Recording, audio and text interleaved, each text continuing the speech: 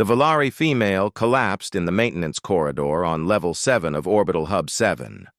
Her name was Yuna, and she had not eaten in 4 days. Her pale blue skin had turned gray at the edges, and her thin arms shook as she tried to push herself up from the cold metal floor. She failed. Her body was too weak. It had always been too weak. Around her, the station hummed with life. Thousands of beings walked through the main corridors above, trading goods, making deals, living their lives. None of them knew she was here. None of them would care if they did. The Volari were known throughout the galaxy as the most fragile species to ever achieve space travel. Their bones were like glass. Their muscles were thin and soft. A fall that would bruise a human could shatter a Volari's arm. They could not fight. They could not do heavy labor. They could not even walk quickly without risking injury. Most species saw them as useless, and after the Krath Empire conquered their homeworld 3 months ago, they became something worse than useless. They became burdens. Yuna had tried to find help when she first arrived at the station. She had gone to the refugee center, but the Tarani official there had looked at her with disgust. "We have limited resources," he had said. "We must prioritize species that can contribute. The Volari cannot work. You cannot be placed." She had tried the charity shelters next. The first one was full. The second one said they did not have medical facilities to handle her special needs. The third one laughed at her and told her to go back to the Krath, since that was where all Volari belonged now. So she had wandered. She had eaten scraps from waste bins when she could find them. She had slept in corners and storage rooms until security chased her away.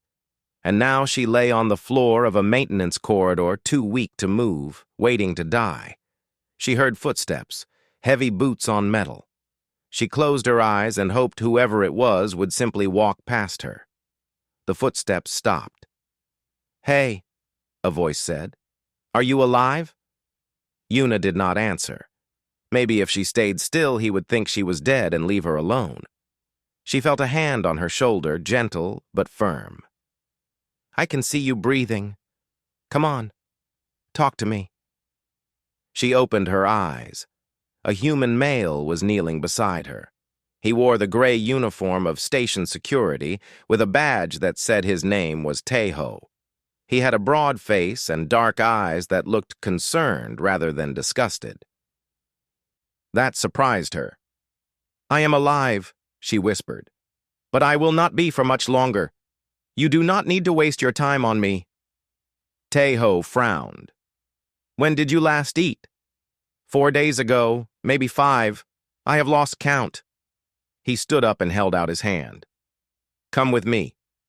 Yuna stared at his hand. "Why? I am Volari. I am useless to you. You're a person who needs food. That's enough reason.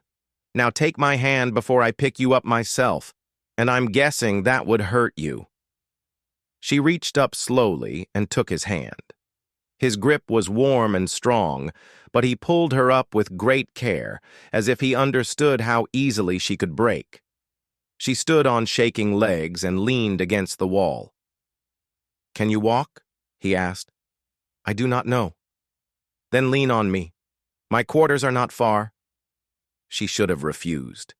She did not know this human. She did not know what he wanted from her, but she was too tired and too hungry to argue.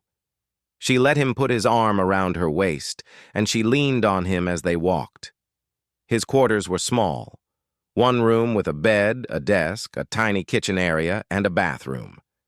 It was clean and simple. He helped her sit on the bed and then went to the kitchen. A few minutes later, he brought her a bowl of soup and some bread. "Eat slowly," he said. "Your stomach probably cannot handle much right now." She ate. The soup was warm and salty, and it was the most wonderful thing she had ever tasted. She wanted to cry, but she did not have the strength for tears. Teho sat in the chair by the desk and watched her. "What's your name?" "Yuna." "I'm Teho. How did you end up in that corridor?" She told him. She told him about her world falling to the Krath, about the refugee center that rejected her, about the shelters that turned her away, about the days of wandering and starving. She told him all of it in a flat, tired voice, because she had no emotion left. When she finished, Tejo was quiet for a long moment. Then he said, "What did you do on your world, before the invasion?" Yuna looked down at her empty bowl. "I was a scholar. I studied combat tactics and military strategy." Tejo raised his eyebrows. "A Valari who studied combat? It is ironic, I know. I cannot fight. I cannot even run. But I spent my life studying how others fight. I know the combat methods of 43 species. I can analyze a battle and predict its outcome within seconds, but none of that matters when you are too weak to lift a weapon." Tejo leaned forward. "That's where you're wrong." "What do you mean?" "Humans have a saying. Knowledge is power. The strongest soldier in the galaxy is useless without strategy. The greatest army in history is helpless without tactics. You have a weapon, Yuna. You just don't know how to use it yet." She shook her head. "You are kind to say that, but it is not true. I am useless. Everyone knows this." "Everyone is wrong." He stood up and took her empty bowl. "You can sleep here tonight. Tomorrow we'll figure out what comes next." Yuna lay down on the bed. It was soft and warm, and she was so tired. "Why are you helping me?" she asked. "You gain nothing from this." Tejo smiled slightly. "Maybe I don't like seeing people thrown away like garbage. Maybe I think you deserve better than dying in a corridor. Or maybe I just want to prove everyone wrong about what the Valari can do." She closed her eyes. She did not believe him. She did not believe she could ever be anything but a burden. But for the first time in months, she felt something she had forgotten existed. She felt hope. Tejo turned off the light and sat back down at his desk. He looked at the fragile alien woman sleeping on his bed, and he made a decision. He did not know what she could become. He did not know if his idea would work. But he knew one thing for certain. He was not going to let her give up. 2 weeks passed. Yuna stayed in Tejo's quarters, sleeping on a small cot he had brought in for her. She ate regular meals now, and the gray color had left her skin. She was still thin and weak, but she was alive. That was more than she had expected. Tejo worked long shifts, but when he came home, he talked to her. He asked her about her world, her studies, her life before the invasion. She found herself telling him things she had never told anyone. He listened without judgment, and he asked good questions. He wanted to understand her. One evening, he came home with a different look in his eyes. He seemed excited about something. "I have an idea," he said. "I want to teach you to defend yourself." Yuna almost laughed. "That is impossible. My bones would break. My muscles are too weak. I cannot even run without risking injury." "I know, but I want to try something. Will you trust me?" She did not know why she trusted him, but she did. "Very well. I will try." The next day, he took her to a small training room that he had reserved. It was empty except for some mats on the floor and a few pieces of basic equipment. He stood in front of her and raised his hands. "First, I want to see what you can do. Try to block my hand when I push toward you. I'll go very slowly." He moved his hand toward her shoulder. She raised her arm to block it, just as she had seen in countless combat videos she had studied. His hand met her forearm with almost no force at all. Her arm broke. She heard the crack before she felt the pain. Then the pain came, sharp and terrible. She fell to her knees, holding her broken arm, trying not to scream. Tejo was beside her instantly. "I'm sorry. I'm so sorry. I barely touched you." "I told you," she gasped. "I cannot do this. I am too fragile." He took her to the medical bay. The doctor, a bored-looking Kessian, set her arm and wrapped it in a healing cast. He looked at Tejo with disapproval. You should not try to train a Velari, the doctor said. It is cruel. They are not built for it. Tejo said nothing. He took Yuna back to his quarters and helped her sit down. She expected him to apologize again and give up on his idea. She expected him to realize what everyone else already knew. She was useless. But Tejo sat down across from her and said, I was wrong. Yes, you were. I was wrong about how to train you. Not wrong about training you. He leaned forward. I tried to make you a fighter. That was stupid. You will never be a fighter. Your body will not allow it. But that doesn't mean you can't be dangerous. Yuna looked at him with confusion. How can I be dangerous if I cannot fight? Because fighting is only one kind of weapon, and it's not even the best kind. He pulled his chair closer. You told me you studied combat tactics for 43 species. You said you can analyze a battle and predict its outcome. That means you understand how people fight. You understand how they think. You know their strengths and their weaknesses. Yes, but that knowledge is useless if I cannot act on it. No, that knowledge is the most powerful weapon in the galaxy. You just need to learn how to aim it. He stood up and went to his desk. He pulled out a data pad and handed it to her. I want you to read this. It's a history of human warfare. Yuna took the pad with her good hand. Why human warfare? Because humans are not the strongest species. We're not the fastest. We don't have claws or armor or venom.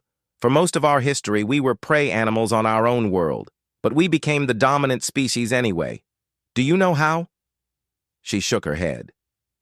We learned to fight with our minds. We learned to trick our enemies. We learned to use their strength against them.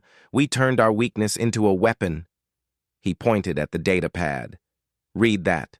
Learn what humans learned, and then we'll start your real training. She read. For days, she read about human wars and human tactics.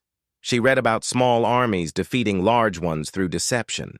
She read about spies who brought down empires with whispers instead of swords. She read about psychological warfare, where the goal was not to kill the enemy but to make the enemy destroy himself. She began to understand what Tejo meant. When her arm healed, he started teaching her, not how to block or strike or run, but how to watch, how to listen, how to read people. Every person has tells, he said. Small movements, small expressions that reveal what they are thinking and feeling. Most people don't notice these tells because they are not looking for them. But you will look. You will see what others miss. He taught her to read body language. He taught her to listen not just to words, but to tone, to pauses, to the things people did not say. He taught her how to ask questions that made people reveal more than they intended. Then he taught her about manipulation, how to plant ideas in people's minds so they thought the ideas were their own, how to turn enemies against each other without them knowing you were involved, how to make people afraid without ever threatening them directly. Yuna learned quickly. Her mind was sharp, and she had spent her whole life watching others. She had just never known what to do with what she saw.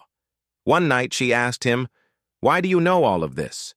You are a security officer, not a spy." Tejo smiled.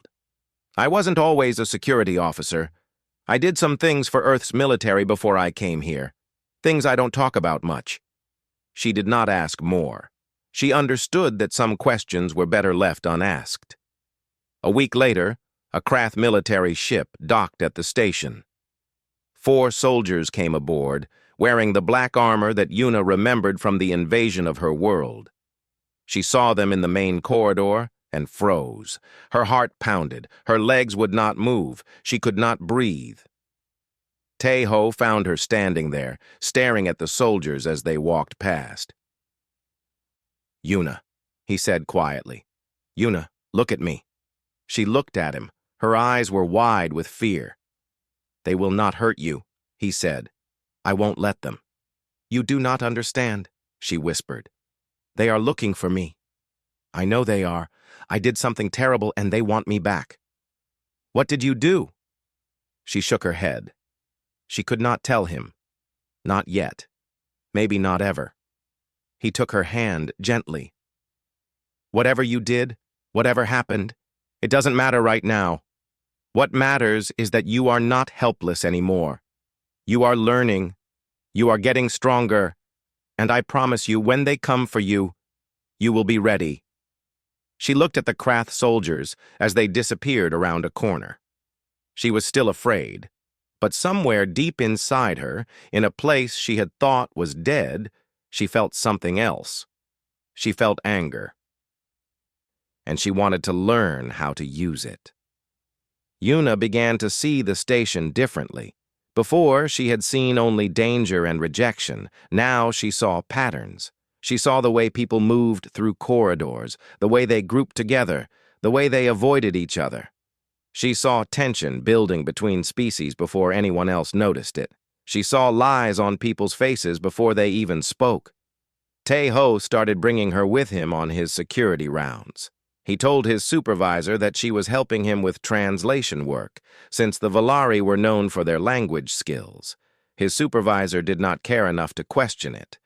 In truth, Yuna was not translating. She was watching. She was learning. "That Tarani merchant," she said quietly as they walked past a trading stall. "He is afraid of something. He keeps looking toward the docking bay entrance. He is waiting for someone he does not want to see." Tae-ho glanced at the merchant. "How can you tell?" "His shoulders are tight. He keeps touching the left side of his vest, where he probably keeps his money or a weapon. He has smiled at 6 customers in the past 10 minutes, but the smile never reaches his eyes. He is performing calm, not feeling it." Tae-ho nodded slowly. "I'll keep an eye on him." 2 hours later, the merchant got into a fight with a debt collector from the lower levels. Security had to intervene. Tae-ho looked at Yuna with new respect. "You saw that coming," he said. "I saw the signs. Anyone could see them if they knew how to look. But they don't know. That's the point. You do." Her first real test came a week later. 2 trading delegations were meeting on the station to negotiate a shipping contract. One group was Kessian, the other was Vorath. Both species were aggressive and proud. Both had a history of violence when they felt disrespected. The meeting was supposed to be simple, but Tae-ho heard rumors that it might turn violent. He brought Yuna to observe from outside the meeting room. She watched through the window as the 2 groups sat across from each other. The lead Kessian was a large male with scars on his face. The lead Vorath was a female with sharp teeth and cold eyes. "They will fight," Yuna said after watching for 2 minutes. "How do you know?" "The Kessian is sitting forward with his hands on the table. That is a dominance display for his species. The Vorath is mirroring him, which means she sees it as a challenge." They are not listening to each other's words. They are waiting for an excuse to attack. Tae-ho frowned. "Can you stop it?" Yuna thought for a moment. "Maybe. I need you to go in and say something specific." "What?" she told him. He looked at her with surprise, but he did not argue. He entered the meeting room and spoke loudly enough for both groups to hear. "Excuse me," he said. "I need the Kessian delegation to know that your ship has been given priority docking status by the station commander. The best spot on the station. He wanted me to deliver the message personally." The lead Kessian sat back in his chair. His shoulders relaxed. He looked pleased. The Vorath female's eyes narrowed. "Why does their ship get priority status?" Tae-ho shrugged. "I don't know. I just deliver messages." He left the room. Outside, Yuna watched what happened next. The Kessian was now relaxed and confident, which made him less aggressive. The Vorath was annoyed, but her annoyance was directed at the station, not at the Kessian. The Kessian, sensing an opportunity, made a generous offer on the shipping contract. The Vorath, wanting to finish the meeting and complain to the station commander, accepted quickly. The negotiation ended peacefully. No one fought. No one even raised their voice. Taeho returned to Yuna's side. That was brilliant. How did you know that would work? The Kessian needed to feel dominant. Once he felt he had already won something, he did not need to fight. The Vorath needed a target for her anger. I gave her one that was not in the room. The security chief heard about what happened. He called Tai-Ho into his office and asked how he had diffused the situation. Tai-Ho said he just got lucky. The chief looked at him with suspicion, but said nothing. Yuna's reputation began to grow, though only Tai-Ho knew the truth. He started consulting her before difficult situations. She was always right. She saw things no one else saw. But she also saw the Krath soldiers. There were 4 of them on the station, officially there for diplomatic purposes. They walked through the corridors like they owned them. They looked at other species with contempt. They looked at refugees with hunger. And they were asking questions about Valari. Yuna heard this from a maintenance worker she had befriended.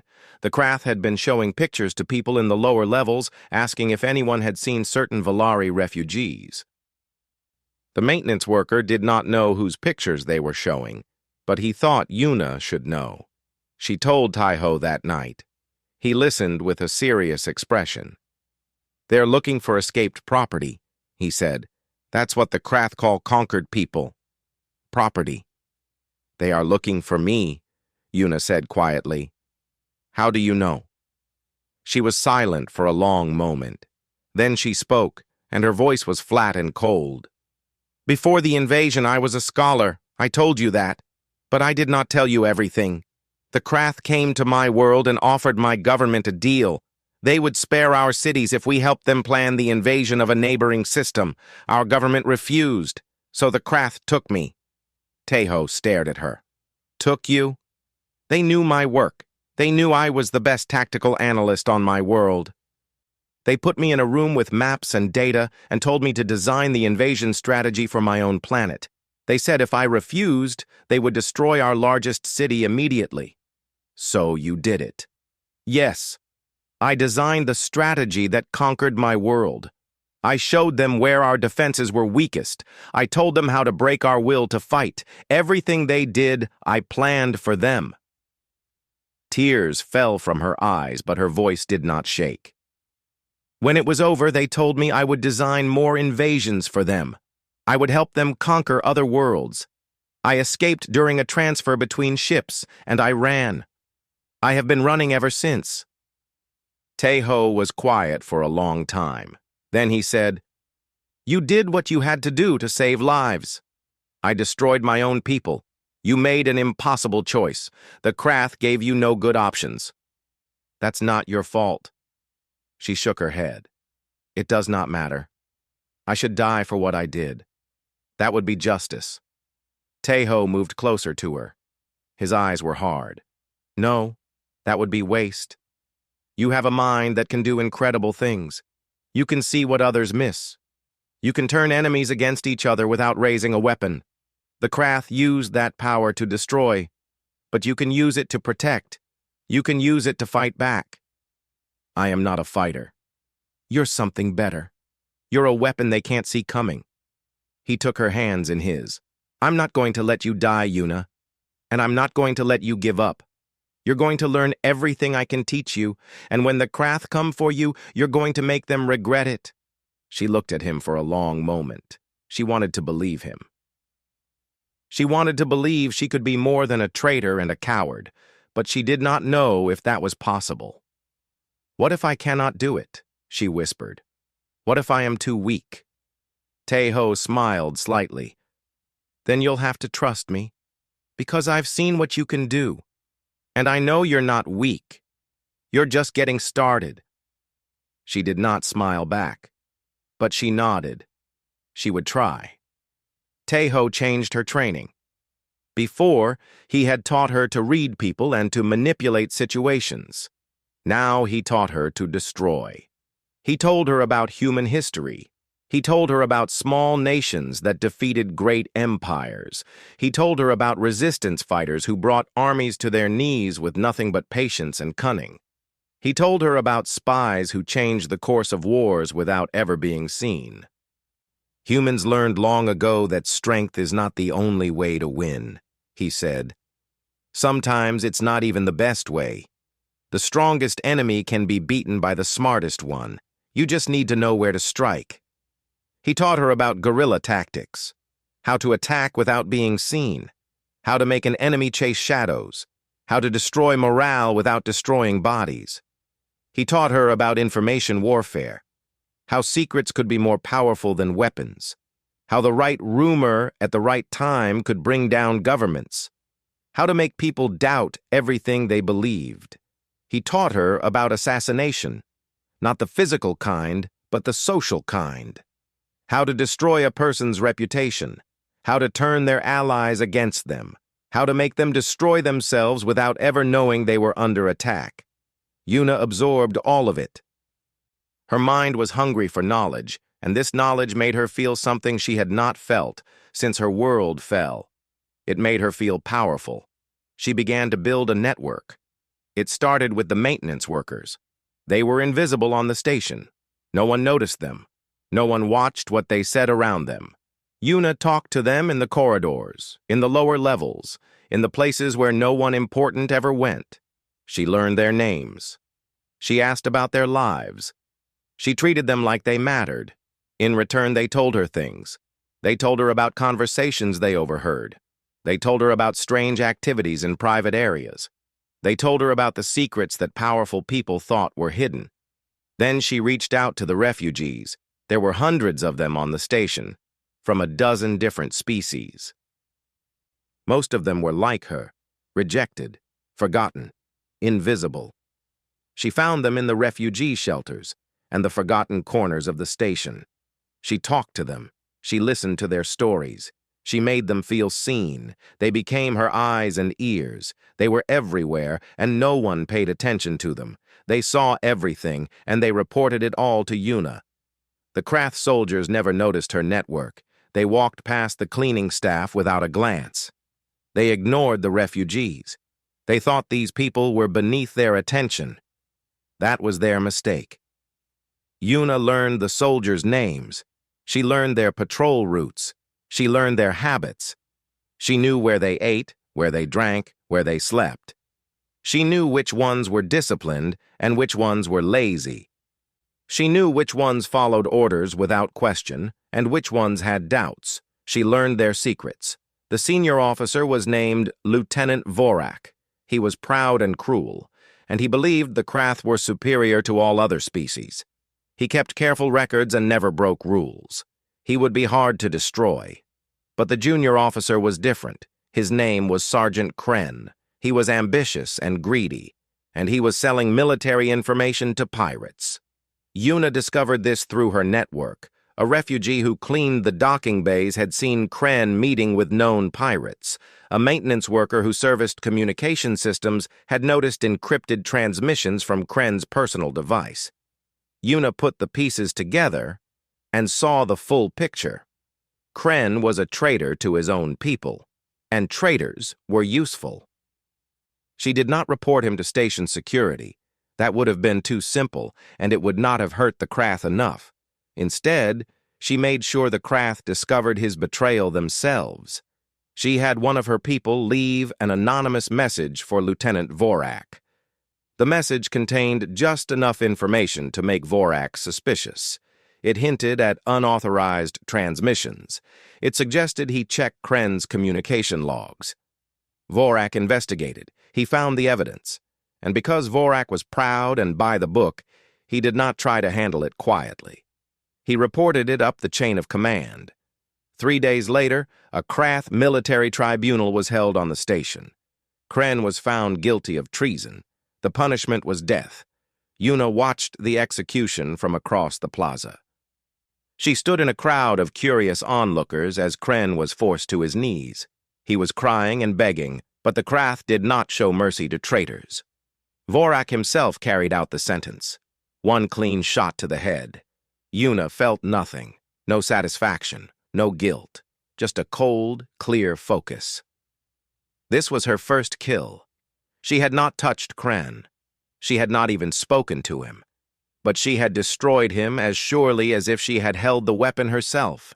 She had turned his own people against him. She had made them execute their own soldier. This was the kind of weapon she could be. Taeho found her after the execution. He looked at her face and saw the change in her eyes. He did not ask if she was okay. He knew she was not okay. He knew she would never be okay again. But he also knew she had become something new. "How do you feel?" he asked quietly. "I feel ready," she said. That night, she told him her plan. Kren was just the beginning. She was going to dismantle the Krath presence on the station piece by piece. She was going to make them afraid. She was going to make them doubt everything and everyone around them. And when they were weak and paranoid and broken, she was going to destroy them completely. "That's a dangerous game," Taeho said. "If they find out you're behind it, they'll kill you." "Then I must make sure they never find out. And if something goes wrong, if you need to fight?" She looked at him with cold eyes. "I will not need to fight. I will make them fight each other. I will make them fight themselves. That is the human way, is it not? To turn the enemy's strength against him?" Taeho nodded slowly. "Yes, that's the human way." "Then I am ready to be human." She began her campaign the next day. She spread rumors among the station's population about Krath brutality. She leaked information about Krath war crimes to journalists and activists.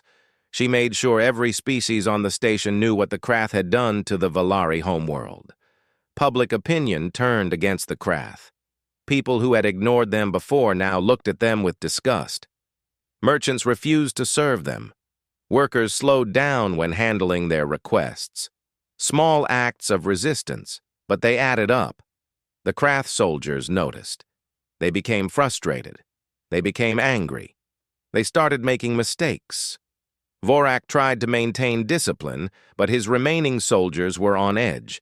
They were surrounded by enemies they could not fight. They were hated by people they could not kill. Their position was getting worse every day, and they did not know why. They did not know that a fragile Valari woman was orchestrating their destruction from the shadows. Yuna watched them struggle, and she allowed herself a small smile. This was only the beginning. The refugees called her Glass Blade. Yuna did not know who started the name, but it spread quickly through the lower levels of the station. They whispered it in the shelters and the maintenance corridors.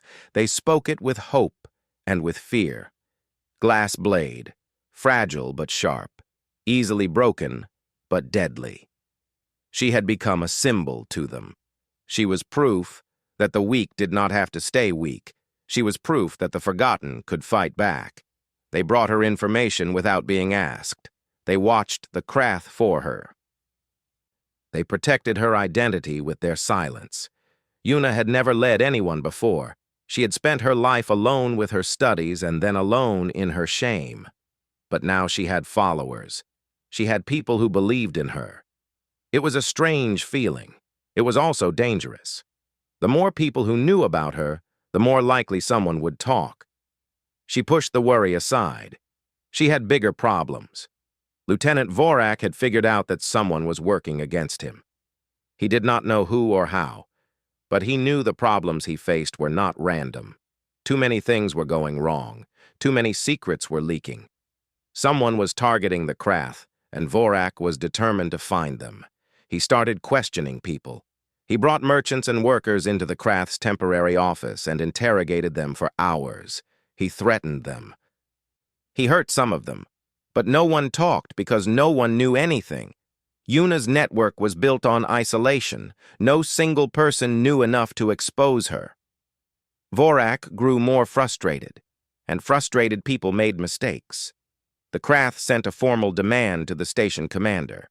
They wanted all Valari refugees on the station to be rounded up and handed over to Krath custody. They claimed the Valari were escaped prisoners and stolen property. They demanded the station comply with galactic property law. The station commander was a Torani named Director Pell. He was corrupt, lazy, and easily frightened. Yuna had studied him for weeks. She knew he took bribes from Krath merchants. She knew he had looked the other way when the Krath mistreated refugees. She knew he would probably agree to their demand just to avoid conflict. She could not let that happen. She went to see him. She walked into his office without an appointment, and his guards moved to stop her. She looked at them calmly and said, "Tell Director Pell that I have information about the Krath war crimes in the Volari system. Tell him I also have information about his financial relationship with Krath merchants. He will want to speak with me." The guards looked at each other. One of them went into the office. A minute later, she was allowed inside. Director Pell was a small Tarani with nervous eyes. He sat behind a large desk covered in data pads and tried to look powerful. It did not work. "Who are you?" he demanded. "What do you want?" Yuna sat down without being invited. "I am no one important, but I have information that is very important.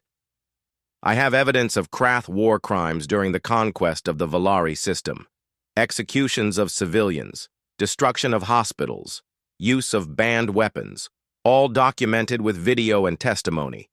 Pell's eyes widened. "Where did you get this?" "That does not matter.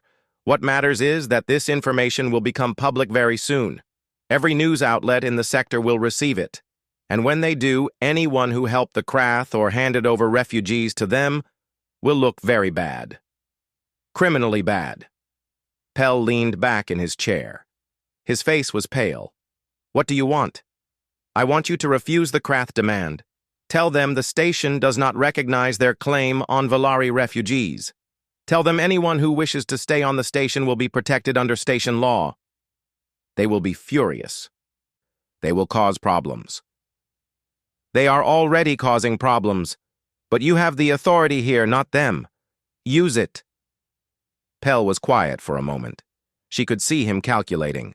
He was not a good person, but he was a practical one. He understood that helping the Krath would destroy his career if the war crime evidence went public. "Fine," he said finally. "I will refuse their demand. But I want that evidence destroyed. I don't want it hanging over my head." "I will hold on to it for now," Yuna said. "Consider it insurance. As long as you protect the refugees, you have nothing to worry about." She left his office without looking back. She had won this battle, but she knew the war was just beginning. Vorak was furious when he received the commander's refusal. He stormed through the station demanding explanations. He threatened merchants and workers. He tore apart refugee shelters looking for escaped property. He was losing control, and everyone could see it. But he was also getting closer to the truth. One of his soldiers found a refugee who had been part of Yuna's network. The refugee did not know much, but he knew that someone called Glass Blade was organizing resistance against the Krath. He knew the name was spoken with respect in the lower levels. He told the soldier everything he knew, hoping to save himself. It did not save him.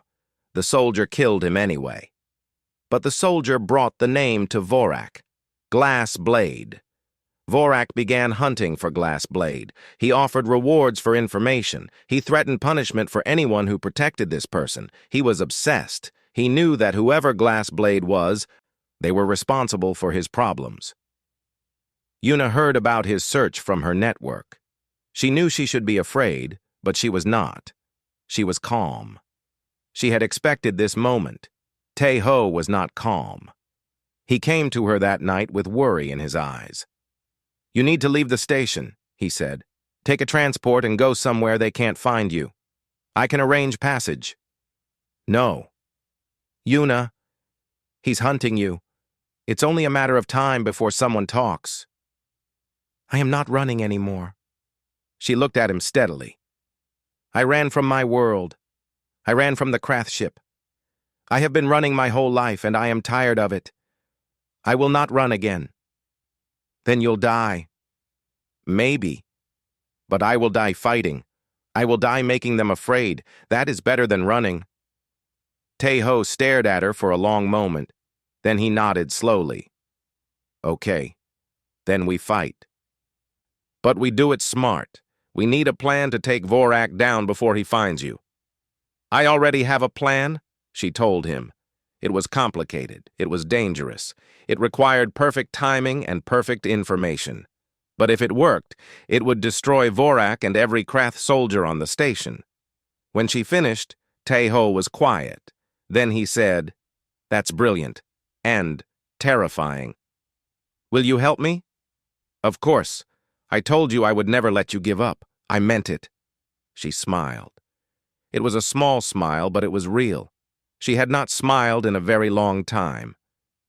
"Thank you," she said, "for everything. You saw something in me when everyone else saw nothing. You made me believe I could be more than what I was." "You were always more," he said. "You just needed someone to show you how to use it."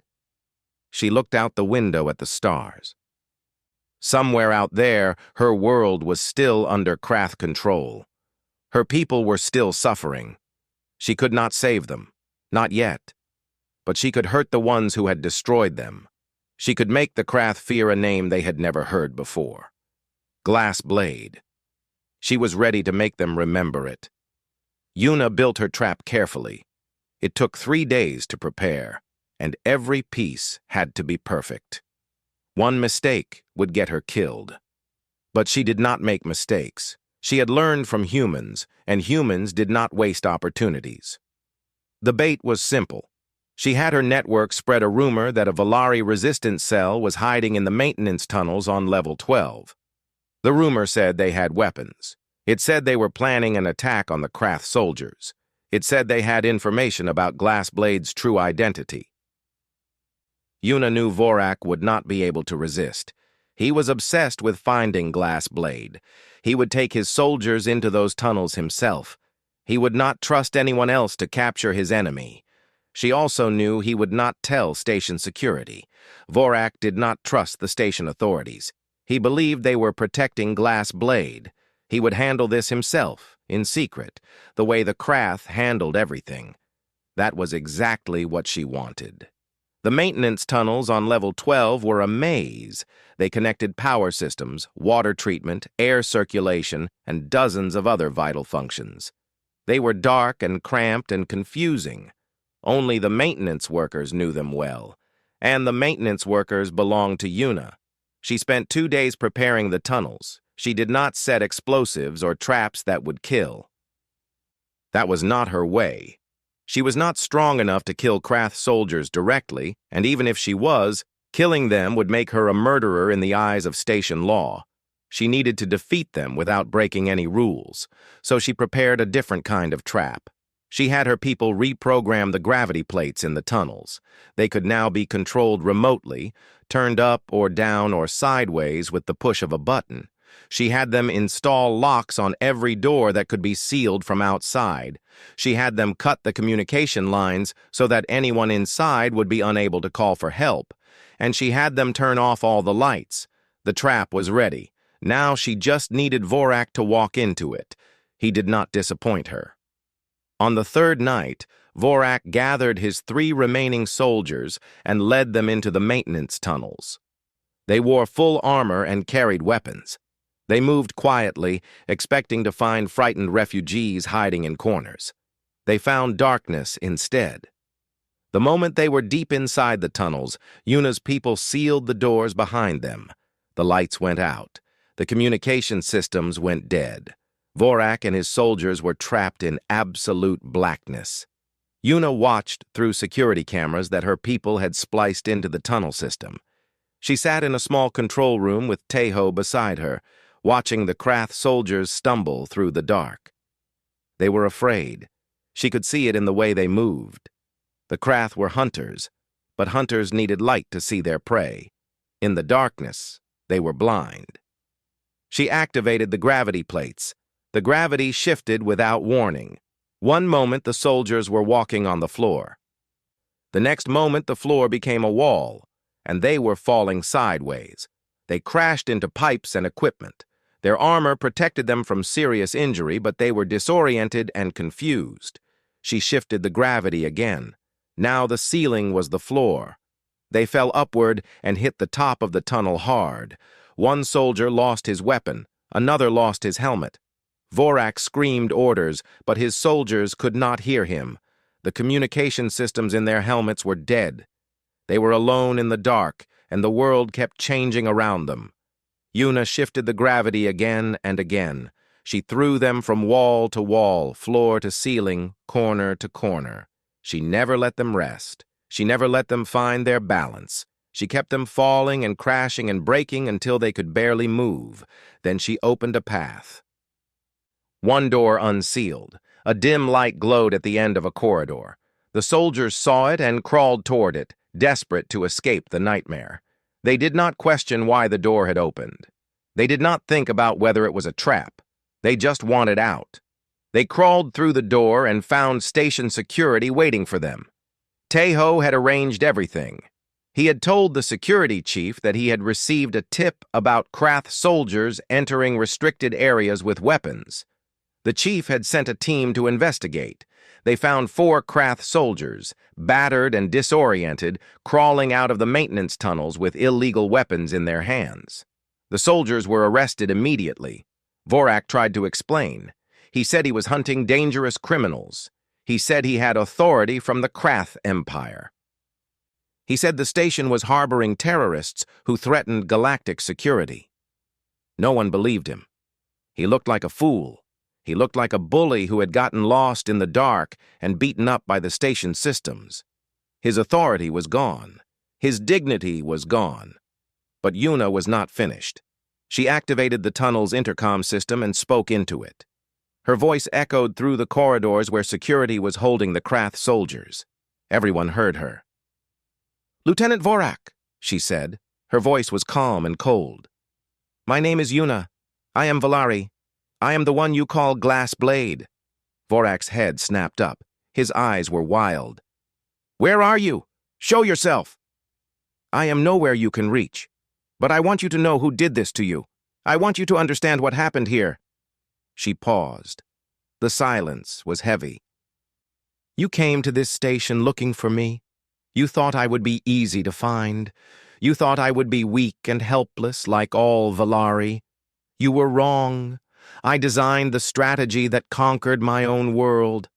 I gave that knowledge to your empire against my will, but now I use it against you." Vorak was shaking with rage. "You are a traitor! You belong to us! You will pay for this!" "No, I will not. You will go back to your empire in shame. You will tell them that you were defeated by a fragile Valari woman who never raised a weapon. You will tell them that Glass Blade is real and that she will destroy anyone who comes for her people." She cut the communication. Station security took the Krath soldiers to the holding cells. They would be deported within 24 hours, sent back to Krath space as failures. Vorak would face punishment for his unauthorized mission. His career was over. Tejo found Yuna in the control room. She was sitting very still, staring at the blank screens. Her hands were shaking. "You did it," he said quietly. "Yes." "How do you feel?" She thought about the question. She had just destroyed 4 enemy soldiers without throwing a single punch. She had used their strength against them. She had made them afraid of the dark. She had won. She felt powerful. She felt satisfied. She felt like she had finally become the weapon Tejo had promised she could be. But she also felt something else, something small and quiet underneath the triumph. She felt tired. "I feel like this is not over," she said. "Vorak was just a lieutenant. The Empire will send someone else. They do not forgive. They do not forget. Then we'll be ready for them too." She looked at him. "Will you stay with me?" "As long as you need me." She nodded slowly. She did not know what would come next. She did not know if she would survive it. But she knew she was not alone anymore. That was enough for now. The news spread fast. Within 2 days, everyone on the station knew what had happened to Lieutenant Vorak. They knew that a Valari woman had trapped 4 Krath soldiers in the dark and defeated them without a weapon. They knew her name, Glass Blade. The refugees spoke it with pride. The merchants spoke it with wonder. The Krath spoke it with fear. Yuna became famous, and she hated it. She had wanted to be invisible. She had wanted to work from the shadows, unseen and unknown. But now her face was everywhere. People recognized her in the corridors. They stopped her to thank her. They asked for her help with their problems. She did not know how to handle it. She had spent her whole life being ignored. Now she could not walk 10 meters without someone speaking to her. "You'll get used to it," Tejo said with a small smile. "This is what happens when you become a symbol." "I did not want to be a symbol. I wanted to be a weapon." "You're both now. That's how it works." She was still adjusting to her new reality when the Krath diplomatic ship arrived. It was larger than any ship that had visited the station before. It carried an official envoy from the Krath Empire, along with a security team of 20 soldiers in black armor. They requested a meeting with station authorities and with the one called Glass Blade. Director Pell nearly fainted when he received the message. He called Yuna to his office immediately. "They want to talk to you," he said. His voice was high and nervous. "The Empire itself wants to talk to you. Do you understand what this means?" "It means I scared them," Yuna said calmly. "It means they might kill you, or kill all of us. You need to leave the station. You need to disappear before they—" "No." Pell stared at her. "What?" "I will not run. I will meet with their envoy. I will hear what they have to say." "You're insane." "Maybe, but running will not stop them. They will chase me forever. The only way this ends is if I face them." She met the Krath envoy in the station plaza. She chose the location carefully. It was open and public, surrounded by hundreds of people from dozens of species. The Krath could not harm her here without starting a war. The envoy was a tall female with silver markings on her face. Her name was High Commander Sarath, and she looked at Yuna with cold interest. "So you are the Glass Blade," Sarath said. "You are smaller than I expected." "Size is not everything," Yuna replied. Sarath smiled thinly. "No, it is not. You have proven that quite well." She gestured to a private area nearby. "I have a proposal for you. Let us speak alone." "No. Whatever you want to say, you can say here, in front of everyone." Sarath's smile faded. She did not like being challenged, but she controlled herself and spoke clearly so that everyone nearby could hear. "The Krath Empire recognizes your abilities. You are the most talented tactical mind we have encountered in decades. We want you back." Yuna felt a chill run down her spine, but she kept her face calm. "I am not your property. You were instrumental in our conquest of the Valari system. You understand our methods better than anyone. We are prepared to offer you full citizenship in the Empire. You will have rank, resources, and protection. You will never be hunted again. And in return? In return, you will design strategies for us again. You will help us bring order to the galaxy." Yuna was silent for a long moment. She thought about her world. She thought about the people who had died because of her plans. She thought about the fear she had felt every day since she escaped. The offer was tempting. She would be safe. She would be powerful. She would never have to run or hide again. But she would be a monster. "No," she said. Sarath's eyes hardened. "Think carefully. This is a generous offer. The alternative is that we hunt you for the rest of your life. We will find you eventually. We always do. Then you will have to hunt me, because I will never work for you again. You are making a mistake." "No. I made my mistake when I helped you conquer my world. I will not make it again." Yuna stepped forward, and her voice grew stronger. "I am not your weapon anymore. I am my own weapon now. And I will use everything you taught me to destroy everything you build." The crowd around them was silent. Everyone was watching. Sarath stared at Yuna for a long moment. Then she said, "You think you can stand against the Empire? You are one fragile woman. You will break. Maybe.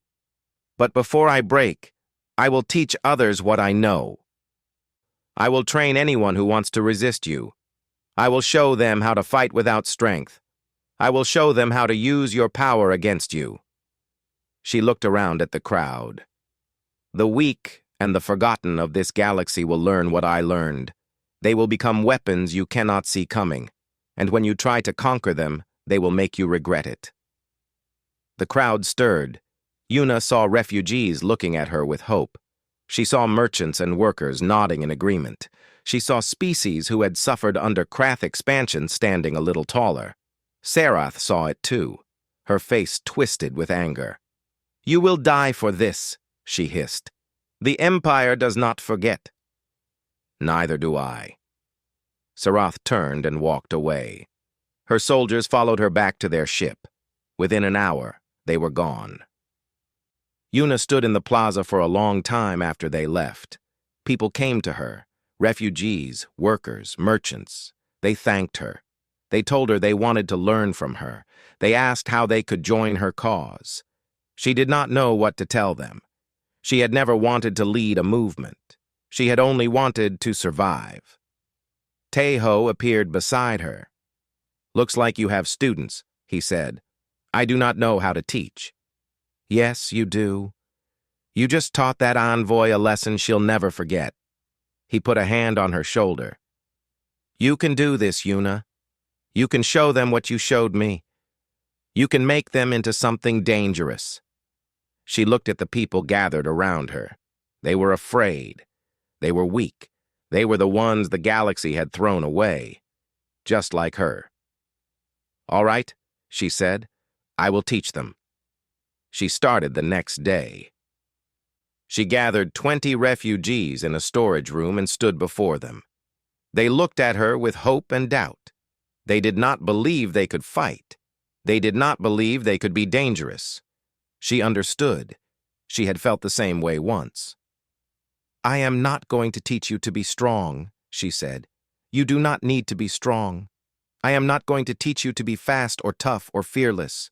Those things will not save you." They looked confused. "I am going to teach you to think. I am going to teach you to see what others miss. I am going to teach you to turn your enemies against each other, to make them fight shadows, to destroy them without ever raising a weapon." She paused and looked at their faces. "The Krath conquered my world because I helped them. I will carry that guilt forever. But I also understand them better than anyone. I know how they think. I know how they fight. And I know how to beat them." She stepped closer to them. "Humans have a saying. Teho taught it to me, and now I will teach it to you. Humans do not fight because they are strong. They fight because they refuse to kneel. They fight with their minds when their bodies fail. They fight with tricks and traps and patience. They turn weakness into a weapon." She looked at Teho, standing in the back of the room. He nodded at her. "I am Glass Blade," she said. "I am fragile. I break easily, but I am also sharp, and I cut deep. By the time I am done with you, you will be the same. The galaxy will look at you and see nothing. They will think you are weak and helpless and easy to ignore. And that will be the last mistake they ever make." The refugees stared at her. Then, slowly, they began to smile. The weak had found their teacher, and the Krath Empire had found its enemy.